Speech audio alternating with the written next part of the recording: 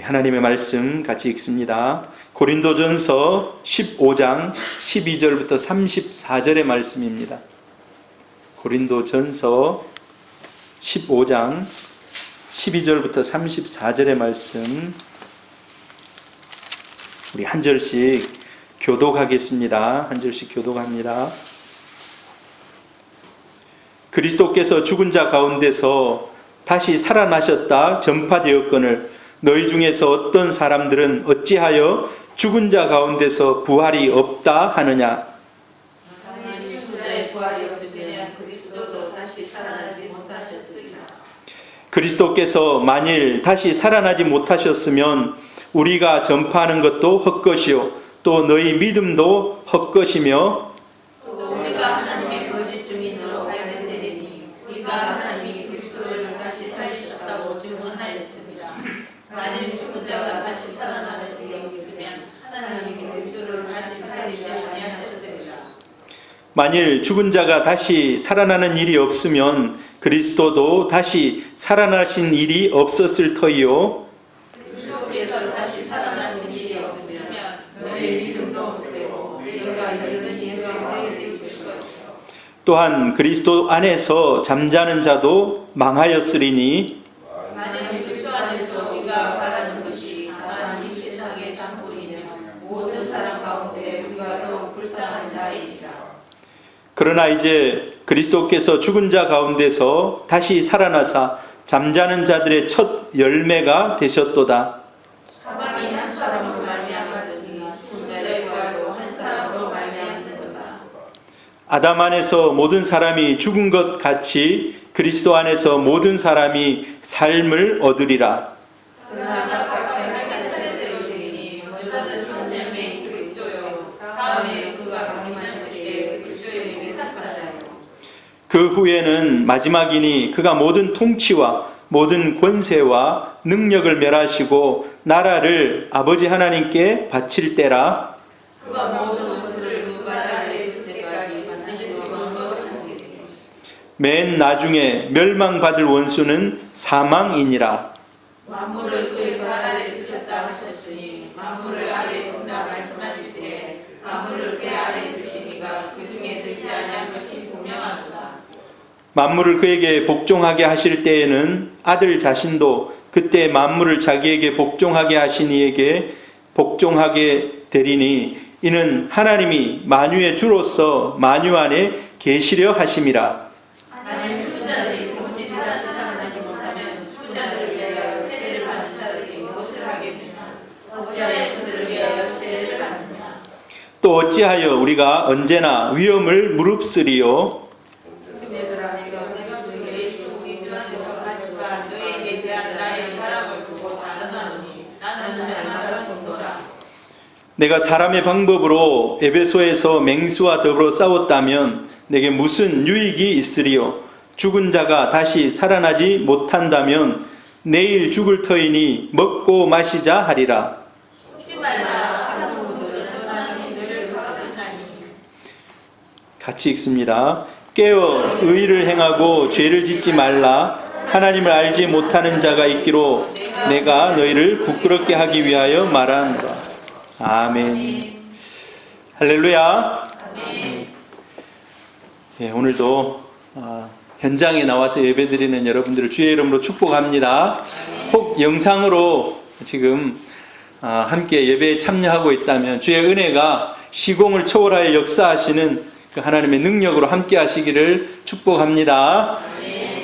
예, 오늘은 벌써 이제 고린도전서 55번째가 되었습니다. 부활이 없다면이라는 제목으로 여러분들과 함께 하나님의 말씀을 나누려고 합니다. 여러분 부활이 있다는 것을 믿으십니까? 우리가 계속해서 이제 고린도전서 15장을 묵상하면서 부활에 대해서 계속 생각합니다. 벌써 한 달 만에 수요 예배 우리 한 달 만에 드리는 거 압니까? 거의 뭐 한 달 만에 예배를 장동관 목사님이 중간에 한번 했습니다만은 저는 여러분들 거의 한 달 만에 뵙는 것 같아요. 오늘 12절부터 34절까지의 이 부활에 관한 내용은 특별히 오늘 부활을 믿지 않는 고린도 교인들에게 주는 그런 경고의 메시지입니다. 고린도 교회 성도들은 열심은 있었습니다. 열심은 있었고 그들 가운데 여러 가지 은사도 나타나고 여러 가지가 있었습니다. 여러분, 은사가 나타나고 여러 가지 풍성한 일이 자기 가운데 있으면 한 가지 오류에 빠질 수가 있습니다. 여기가 좋사오니, 여기가 좋사오니. 예수님께서 변화산에서 몸이 변형되셨습니다. 아마 그 모습이 어찌 보면 우리가 천국에 가서 만날 그런 모습일 수도 있습니다. 그런데 제자들 그 모습을 보고 여기가 좋습니다. 은혜가 풍성하고 뭔가 기쁨이 넘치는 이곳이 좋습니다. 그러다 보면 천국은, 부활은, 재림은 좀 우리가 먼 일로 이렇게 제껴 놓을 수가 있습니다. 오늘 그래서 이 고린도 교회 성도들이 그 안에 여러 가지 은혜와 은사들이 나타나니까 현실에 만족한다. 현실에 만족한다. 한번 제가 여러분에게 물어보겠습니다. 현실에 만족하십니까? 요즘 같으면 우리가 예배도 제대로 드릴 수가 없고 정말 너무 속이 탑니다. 마치 예수 믿는 것이 세상 사람들에게 굉장히 죄를 지은 것 같은 그런 분위기로 막 몰고 가요. 이 코로나 교회에서 시작된 것처럼 막 이렇게 얘기하는 게 참 마음이 불편합니다. 여러분, 우리가 이럴 때에 주님을 더 바라보시기를 바랍니다. 그리고 재림의 그 주님을 우리 마음속에 기릴 수 있기를 축복합니다. 이 고린도 교회 성도들은 여러 가지 은사와 은혜들을 믿었지만은 그 중에 재림을 믿지 않는, 부활을 믿지 않는 사람들이 있었다는 것입니다. 그래서 사도 바울이 지금 얘기합니다. 너희 중에 어찌해서 부활이 없다고 하느냐?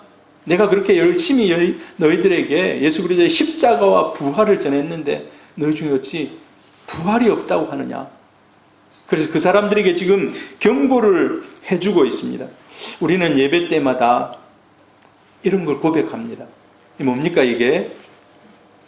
사도신경이죠. 사도신경 제일 마지막에 보면은요, 죄를 용서받는 것과 그 다음 몸의 부활과 영생을 믿습니다 하고 우리 사도신경을 마무리합니다. 몸의 부활, 예배 때마다 우리가 고백합니다. 예배 때마다 몸의 부활이 있습니다 라고 고백합니다. 그런데 말로만 고백하는 사람이 있을 수 있어요. 말로만 믿어지지 않는데 말로만 할 수도 있지 않습니까? 이 고린도 교회 성도들도 그랬던 것 같아요. 부활만 빼고 영혼도 믿고 천국도 믿고 천사도 믿고 하나님도 믿고, 그런데 육체의 부활이 과연 있겠는가? 의문을 가지면서 믿지 않는 사람들이 있었다는 것입니다. 그래서 오늘 바울이 가정을 하면서 설득을 시킵니다. 가정을 하면서 진짜 부활이 없다면 이라고 확실히 있는데 너희들이 부활이 없다면 해서 반대되는 것을 예를 들어서 이렇게 얘기를 하고 있습니다. 고린도전서 15장 앞절에 보면은요, 예수님의 부활을 목격한 사람들이 있습니다. 예수님의 부활. 우리는 사실 믿음으로 그 사실을 인정합니다. 믿음으로. 여러분, 예수님의 부활의 현장에 있었던 사람이 우리 중에 아무도 없어요. 그렇지만 우리는 믿음으로 동일하게 고백합니다. 할렐루야. 그런데 직접 예수님의 부활을 보았던 사람들이 있습니다. 게바. 여러분, 게바가 누굽니까? 베드로입니다. 베드로. 게바. 그리고 12제자, 500여 형제. 예수님께서 부활 승천하실 때 한 500명 정도가 거기서 모여서 예수님이 승천하시는 그런 모습을 보았습니다. 그 다음에 야고보. 이 야고보는 예수님의 동생 야고보입니다. 야고보. 그다음에 모든 사도, 그 다음에 마지막에 누구라고 얘기합니까? 나에게도. 내가 누굽니까? 사도 바울을 얘기해요. 사도 바울. 사도 바울도 부활하신 예수를 눈으로 똑똑히 보았다는 것입니다. 눈으로. 그리고 나서 자기 눈이 멀어버린 겁니다. 예수를 눈으로 보고 나서 눈이 멀어버리는. 그래서 요즘은요, 우리가 하도 거짓 뉴스들이 많기 때문에 TV 같은 데 보면 팩트 체크라고 합니다. 팩트 체크. 이거 팩트 체크 해야 된다 하면서 신문에도 뭐 팩트 체크를 안 해가지고 뭐 맞는지 틀린지 뭐 이거 많이 합니다. 팩트 체크를 하면 부활을 목격한 사람들, 사도들, 사도 바울, 그리고 500여 명의 많은 사람들이 예수님의 부활을 목격했습니다. 그래서 오늘 이 팩트를 전제로 해서 만약에 부활이 없다면 어떤 일들이 일어나겠는가? 부활이 없다면. 자, 오늘 그래서 사도 바울이 부활이 없다면 해서 세 가지로 부활이 없다면 이런 사람들, 이런 일들은 정말로 허망한 일들이다라고 얘기합니다. 첫째, 예수 그리스도께서 부활이 없다면 부활하지 않았을 것이다. 여기 보니까요, 예수 그리스도께서 다시 살지 못하였으리라. 부활이 만약에 진짜 없다면, 그래서 예수님은 우리가 뭐라고 얘기합니까? 부활의 첫 열매라고 얘기합니다. 부활의 첫 열매. 부활의 첫 열매. 예수 그리스도께서 부활의 첫 열매로 이 땅 위에 보여주셨다는 겁니다. 첫 열매를 우리가 거둘 때예요. 첫 열매 거두고 그 다음 계속해서 곡식. 여러분, 곡식이 읽을 때 들판에 보면 쫙 있지만 누군가는 첫 수확을 해가지고 그걸 가지고 들어옵니다. 야, 그러면 이제 들판에 곡식들이 익었구나. 좀 있으면 곡식들을 다 이제 탈곡해가지고 가지고 오겠구나. 제가 어렸을 때요, 저희 집은 이제 좀 가난해서 탈곡기 이런 게 없어요. 뭐 트랙터나 이런 게 가가지고 이제 이렇게 해야 되잖아요. 가난하니까 언제 하는가? 제일 뒤에 하는 거예요. 돈 있는 사람들이 다 이제 돈 주고 사고 하고, 이제 우리는 이제 돈이 이제 별로 없으니까 제일 나중에. 그럼 저는 기다리는 거예요. 우리는 언제 하지? 그럼 제일 거의 마지막에 논에 가가지고 이제 그 벼를 탈곡해가지고 가져와서 이렇게 하는. 예수님께서 부활의 첫 열매가 되셨고, 이제 이후로 계속해서 이 부활이 일어난다라고 얘기합니다. 그리고 부활이 없다면은, 둘째로 부활이 없다면 전도하는 것이 헛것이라는 겁니다. 그리스도께서 만일 다시 살지 못하셨으면 우리의 전파하는 것도 헛것이다라고 얘기합니다. 우리 전파하는 것이 헛것이다. 여러분, 이 세상에서 사기 당해 보셨습니까? 사기. 김성봉 집사님 사기 당해 보셨습니까?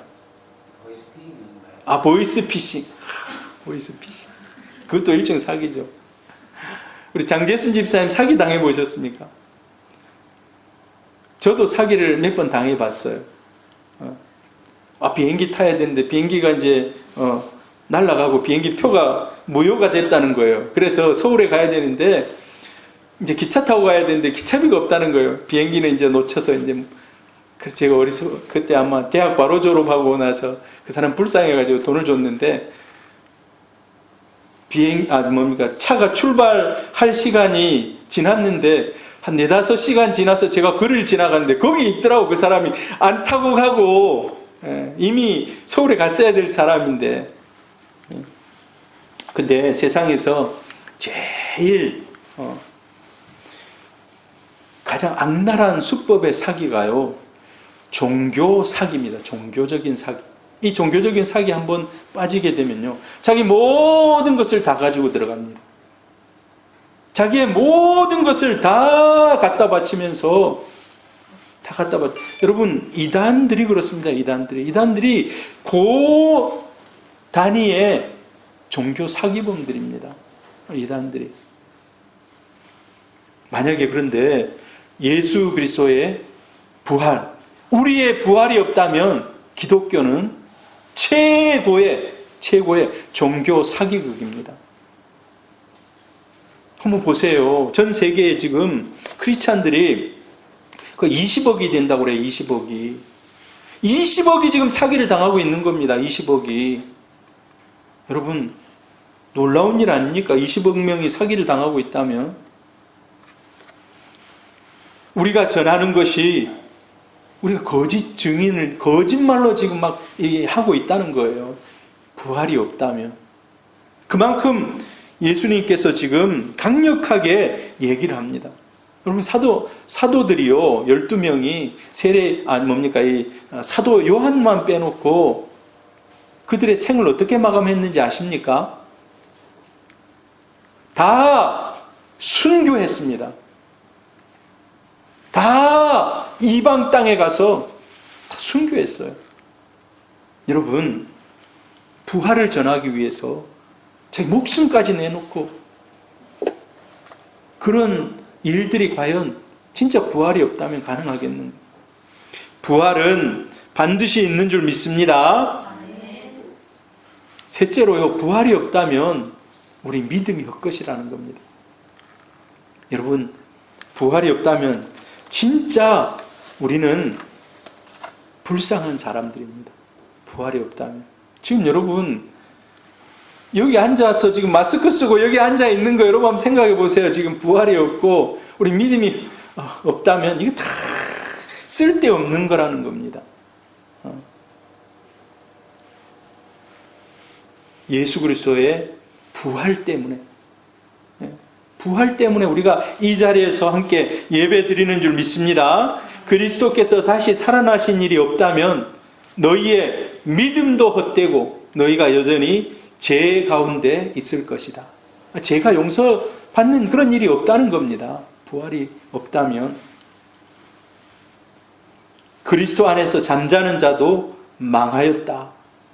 이미 예수 믿고 지금 2000년의 역사 가운데 예수 믿고 순교당한 사람도 있고 예수 믿고 그냥 자연사한 사람도 있고 다 그 사람들이 마지막에 죽을 때 천국을 소망하며 부활을 소망하며 죽었다는 겁니다.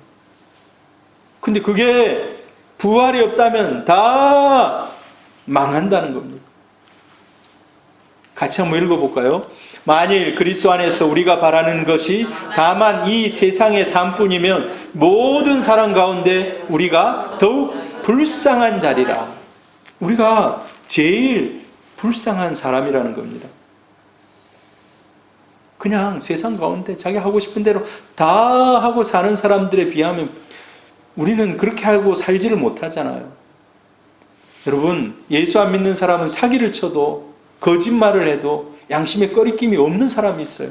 근데 우리가 성도들이 뭔 일을 하다가 그냥 아차하고 그냥 실수하고 잘못하고 나도 모르게 거짓말이 나오고 나중에 그걸 깨닫고 나면 마음에 가책이 생깁니다. 그래서 하나님 앞에서 회개하고, 이게 왜 그래요? 부활이 있기 때문에. 부활이 있기 때문에. 만약에 부활이 없다면 그냥 막 사는 거예요. 막 사는 거. 노세 언제 노세? 젊어서 노세. 노세 젊어서 노세. 놀아야 돼요. 부활이 없다면. 근데 우리는 그렇게 할 수가 없다는 겁니다. 부활이 있기 때문에. 부활을 바라보기 때문에. 부활은 우리 신앙의 핵심인 줄 믿습니다. 부활은 우리 신앙의 핵심입니다. 부활과 관련된 사실을 그래서 이제 쭉 해서 사도 바울이 이야기하고 있습니다. 부활은 확실한 우리 믿음의 중심이다. 이제 부활이 어떻게 일어나는가, 부활 때 어떤 일들이 일어나는가에 대해서 계속해서 얘기합니다. 먼저는 부활의 순서에 대해서 얘기해 주고 있어요. 부활의 순서에 대해서. 부활도 순서가 있구나. 자, 20절에 보니까 그러나 이제 그리스도께서 죽은 자 가운데서 다시 살아나사 잠자는 자들의 첫 열매가 되셨도다. 23절 그러나 각각 자기 차례대로 되리니 먼저는 첫 열매인 그리스도요, 다음에는 그가 강림하실 때 그리스도에게 속한 자요, 그 후에는 마지막이니 그가 모든 통치와 모든 권세와 능력을 멸하시고 나라를 하나님께 바칠 때라.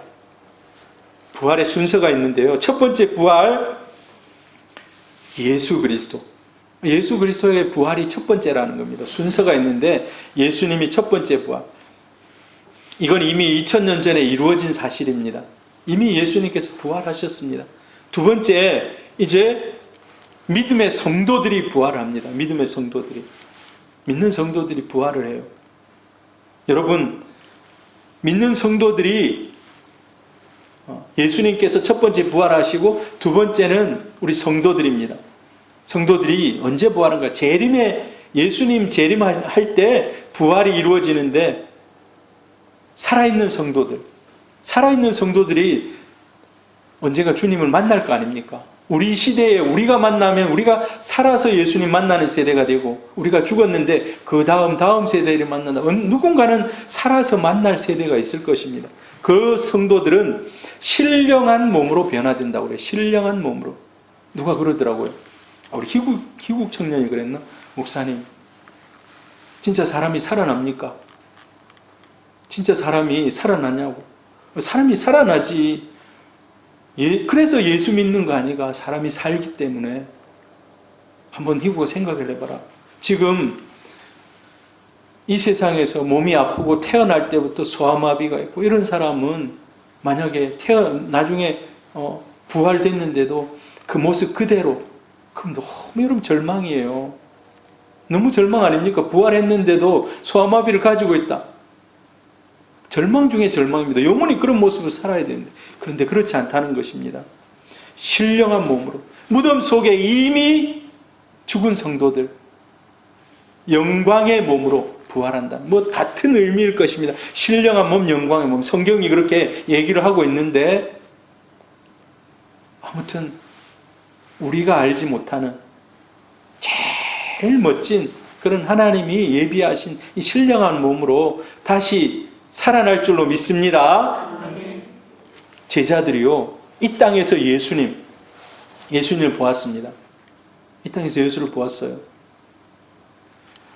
그런데 예수님께서 변화산에서 변화되었을 때 그 모습이 어떻다 했습니까? 희기가 거의 가까이 갈 수 없을 만큼 하얀 그런 모습, 하얗게 너무 밝은 광채 가운데 있었기 때문에 그렇겠죠. 우리가 예수님 같이 꼭 그런 모습은 아니겠습니다만은 아무튼 영광스러운 몸으로 변화된다는 것입니다. 그리고 이제 세 번째로는 불신자들도 부활합니다. 불신자들도 부활해요. 불신자들도. 믿지 않는 사람도 부활해요. 그런데 이 불신자들의 부활은 심판의 부활로 나타난다고. 심판의 부활로. 예수님 믿는 자, 믿지 않는 자.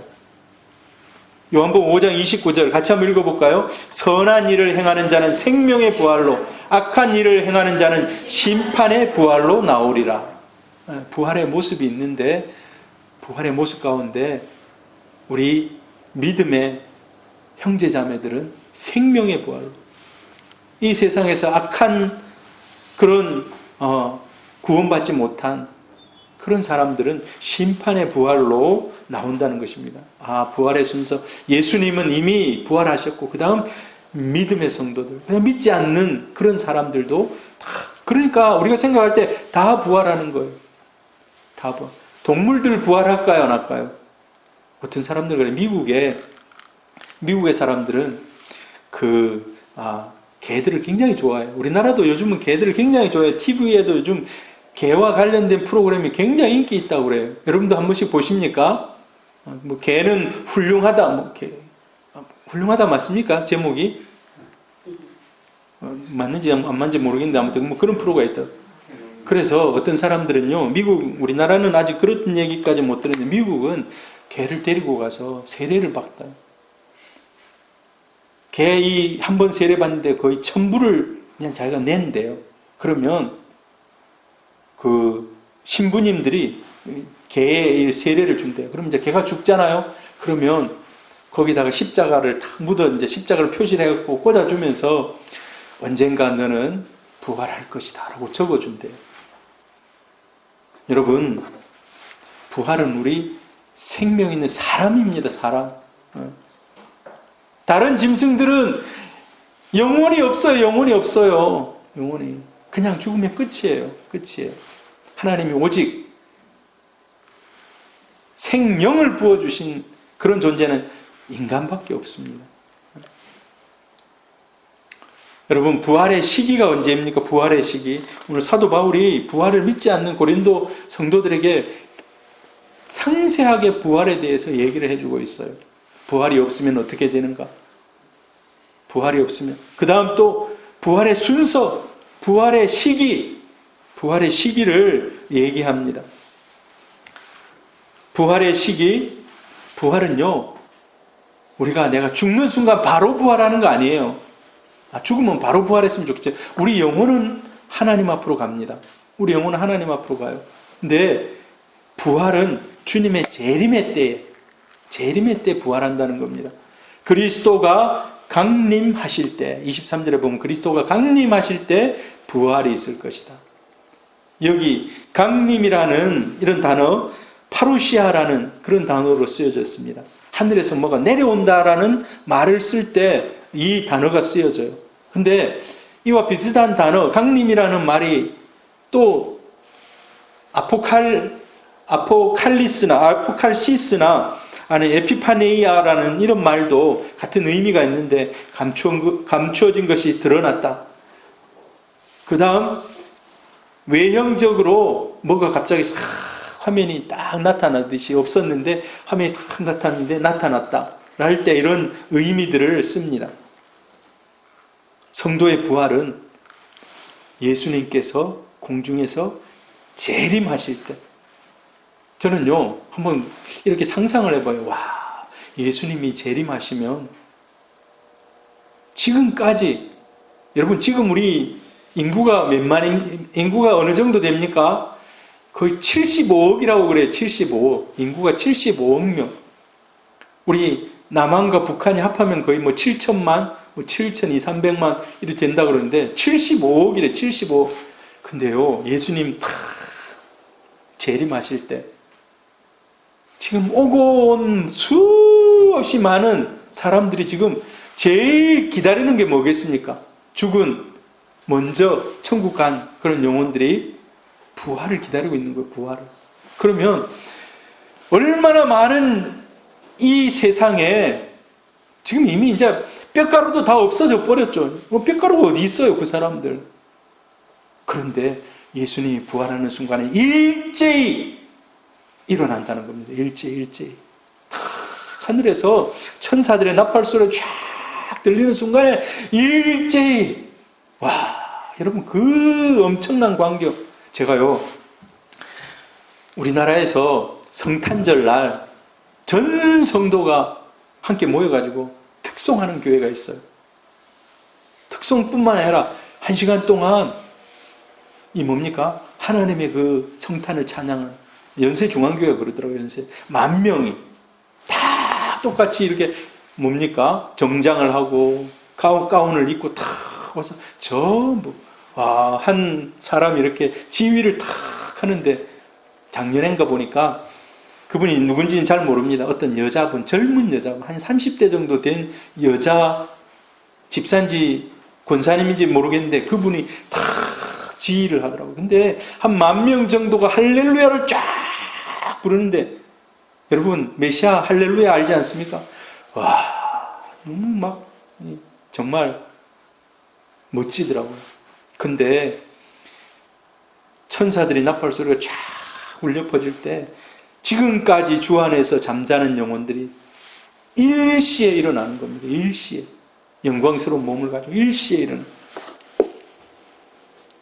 요 뒤에 그림을 보면요, 제가 요 뒤에 잘 안 보이겠습니다만 일시에 쫙 일어나가지고, 예, 너무 영광스럽지 않겠습니까? 예. 성도들의 부활은 주님의 재림의 때에 이루어진다는. 여러분, 재림이 뭡니까? 이 세상의 마지막입니다. 이 세상의 마지막. 종말이 오는 것을 예수 믿는 저와 여러분은 두려워하지 마시기를 바랍니다. 때로는 우리가 고난을 통과할 수도 있어요. 고난을 통과할 수 있어요. 종말을 향하여 가다 보면은, 여러분, 우리가 이제 지금 코로나 바이러스로 인해서 굉장히 어려움을 당합니다. 근데 이게 한 번만에 끝나겠습니까? 종말을 향하여 가는 역사적인 그러한 흐름에 있어서 아마 이런 일들은 계속해서 일어날 거예요. 요한계시록에서도 얘기하고 있어요. 어느 순간에는 인구의 4분의 1이 죽는다고 그래요. 인구의 4분의 1이. 여러분, 하나님의 말씀을 믿는다면 그 역사는 그대로 이루어질 줄 믿습니다. 그런 역사의 이 고난을 뚫고 종말을 향하여 가는 겁니다. 그러나 우리가 그걸 두려워하지 마시기를 바랍니다. 부활할 때 예수님의 모습은 어떠할 것인가? 예수님이 이 땅에 초림으로 임하셨을 때, 성탄절날 우리가 예수님이 이 땅에 임하셨을 때 정말 초라한 모습으로 말구유에 잠잘 데가 없어가지고 마구간에 잤다는 거예요. 마구간에.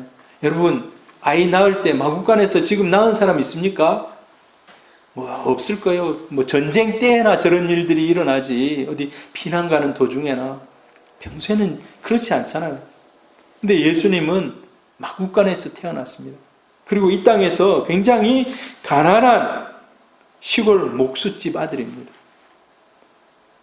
제가 어렸을 때 그런 생각이 들더라고요. 집이 좀 가난하고 돈이 없고 그러니까 이런 생각이 드는 거예요. 예수님도 가난했는데 이 생각이 들더라고요. 예수님도 가난했는데. 예수님이 죽으실 때, 십자가에 죽으실 때 중간에 빌라도가 뭐를 써줬어요.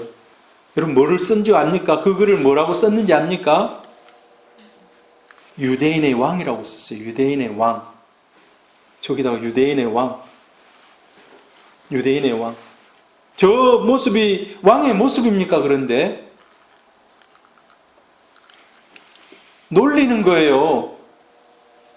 유대인의 왕이라고 이렇게 적었지만은 이거는 그냥 조롱거리는, 야 봐라, 너희들 유대인의 왕이다. 유대인의 왕이다. 사람들이 탁 쳐다보면서 어찌 유대인의 왕이 저 십자가에서 저런 모습을 하고 있는데. 그런데 여러분,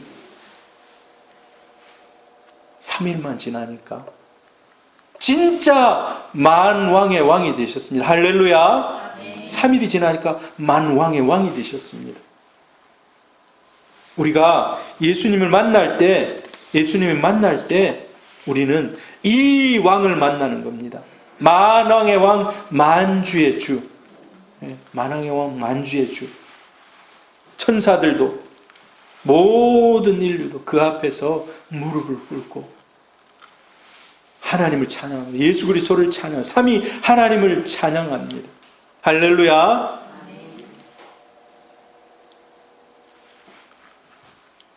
마지막에 우리 예수님께서 반드시 왕노릇을 한다고 합니다. 그리고 예수님이 마지막에 하는 거 하나가 있어요. 사망을 이기시는 겁니다. 이 사망을, 이제 사망이라는 걸 완전히 지워버리는 거예요. 사망이라는 걸 완전히 지워버리는 거예요. 죽음이 있다 없다? 예수님의 부활 이후로는 없다는 거예요. 더 이상 죽음이라는 것은 이제 생각도 않는, 마지막에 멸망받을 원수는 사망이라는 거예요. 사망을 완전 깨트려 버린 겁니다. 이제 사망이라는 거 없어요. 이제 예수님이 부활을 마지막 재림하시는 그 순간부터는. 자, 오늘 이 고린도전서 이 15장 오늘 우리 설교 내용을 누구에게 지금 경고의 메시지로 주고 있다고 했습니까? 고린도 교회 성도들 중에 다른 것은 은사도 추구하고 여러 가지 막 이 현세적인 이런 것들을 추구하지만 부활을 믿지 않는 그런 고린도 교회 성도들에게 주는 겁니다, 지금. 그래서 주님은 영광의 왕으로 오십니다. 처음 올 때는 초라한 모습이었지만 우주의 왕으로. 그런데 예수님만 우주의 왕이 아니라 너희의 모습도 신령한 몸, 영광스러운 몸이 될 것이다. 여러분, 우리는 상상할 수가 없어요. 도대체 어떤 모습인데 상상할 수가 없어요. 정말 그때는 그때 가봐야 되는 거예요. 그때 가봐야. 그때 가보면 김성봉 집사는 제가 알아볼 수 있을는지 없을는지 모르겠어요. 너무 빛나는 모습으로 나타나가지고 정현재 목사님이십니까? 그때는 거기는 뭐 목사도 아닌 뭐 있는지 없는지 이런 것도 모르겠죠. 정현재 성도님이십니까? 성도가 제일 좋은 이름입니다. 누구십니까? 제가 김성봉입니다 할 때 그러십니까? 막 얼싸안고 영광스러운 몸으로 변화되기 때문에.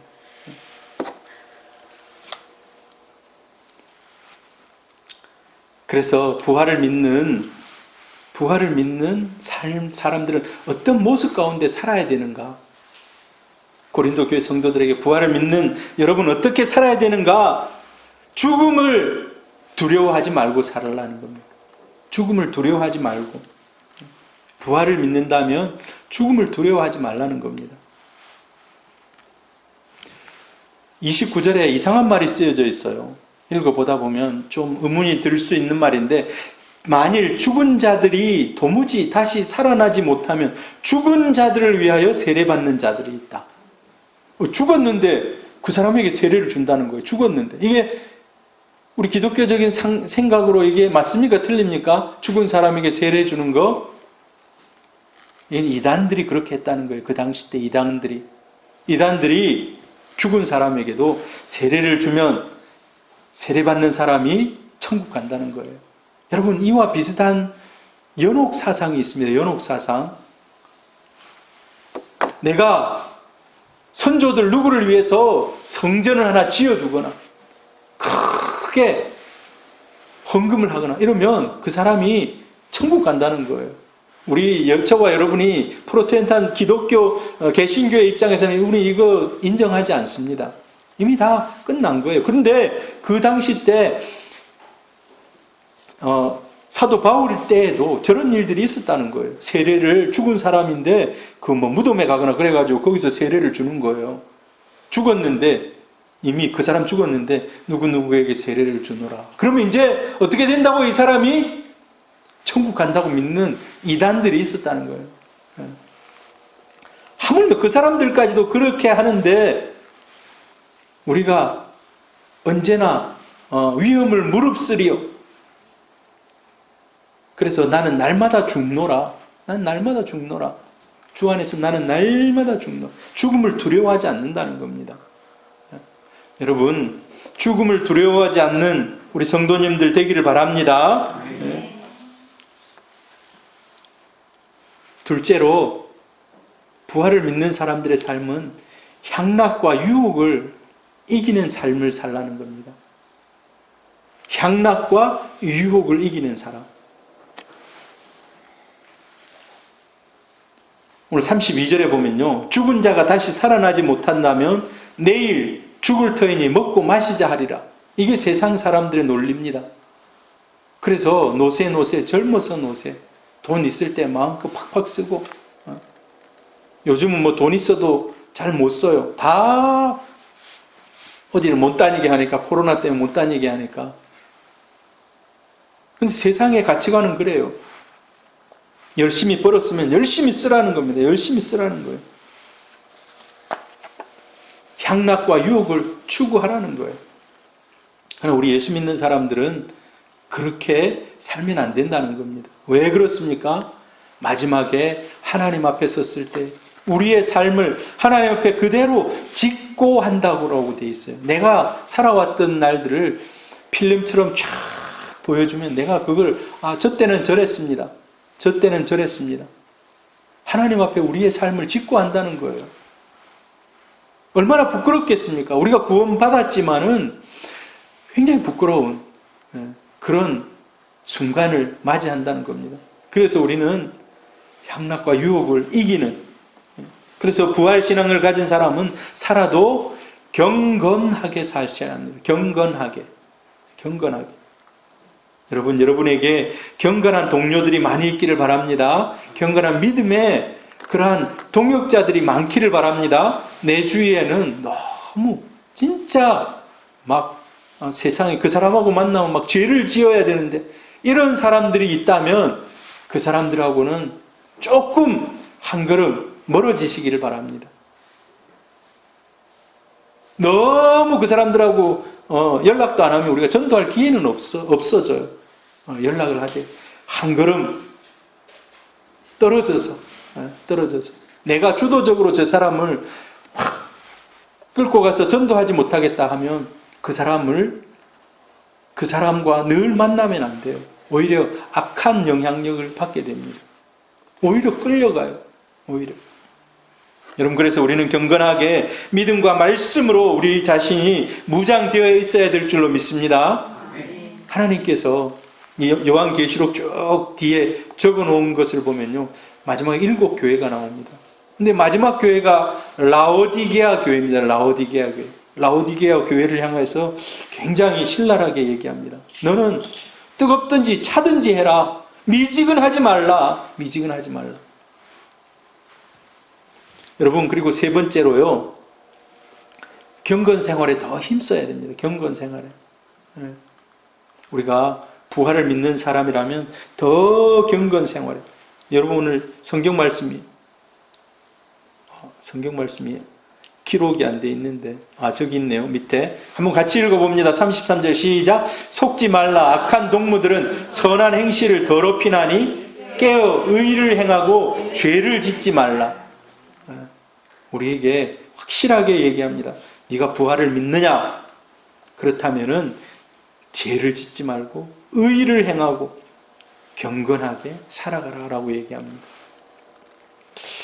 마지막 때가 우리가 가까웠다고, 말세가 이제 말세다라고 얘기합니다. 언제 진짜 말세가 올지 몰라요. 지난번에 제가 주일날 이 세상에 핵무기가 몇 개 있는지 한번, 그게 100% 정확한 건 아니지만 여러분에게 보여드렸을 겁니다. 일본에 핵무기가 있어요, 없어요? 일본 핵무기 없습니다.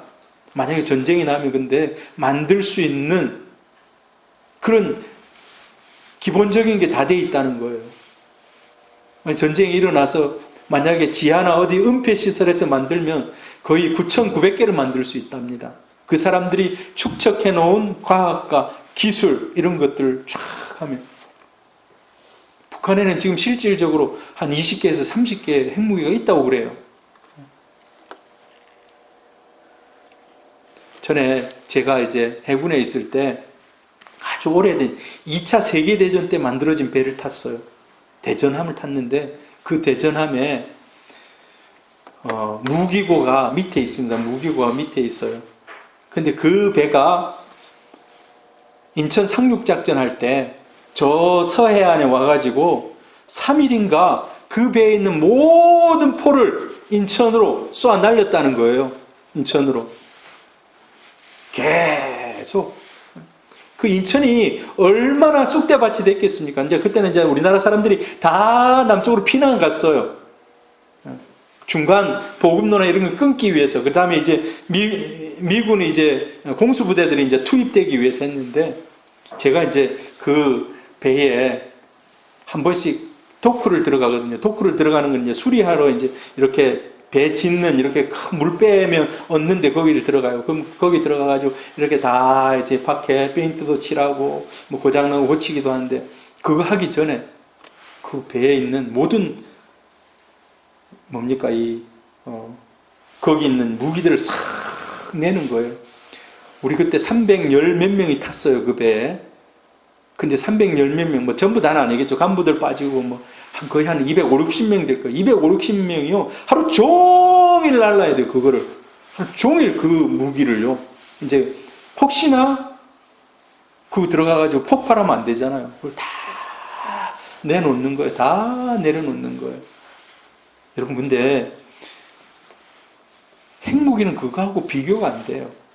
그거 비교가 안 된다니까요. 그래서 세상이 어떻게 끝이 올지 모릅니다. 어떻게 끝이 올지 몰라요. 분명히 물 심판은 아니라고 말씀하셨습니다. 하나님이 무지개를 보여주시면서 내가 다시는 물로 심판하지 않는다. 물 심판은 아닐 겁니다. 태풍이 와서 전 세계가 멸망한다.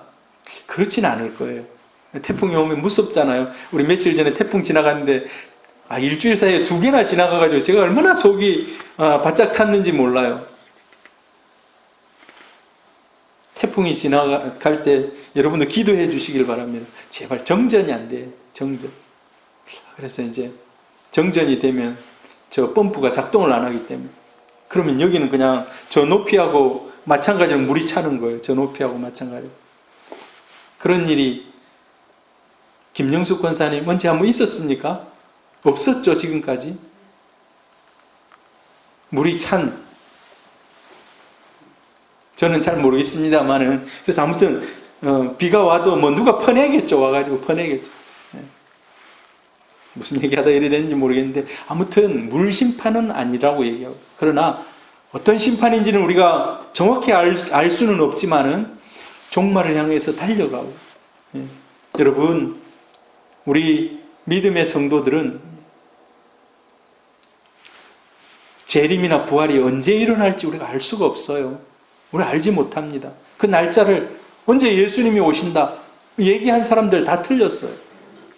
우리가 알 수 없습니다. 그러나 우리는 예수님의 재림을 기대하면서, 고대하면서 죽음을 두려워하지 마시고 향락과 유혹을 이기며 경건하게 살 때 우리가 주님을 기쁨으로 마음에 정말 꺼리낌 없이 만날 수 있는 줄 믿습니다. 그 주인공들 되시기를 주의 이름으로 축복합니다.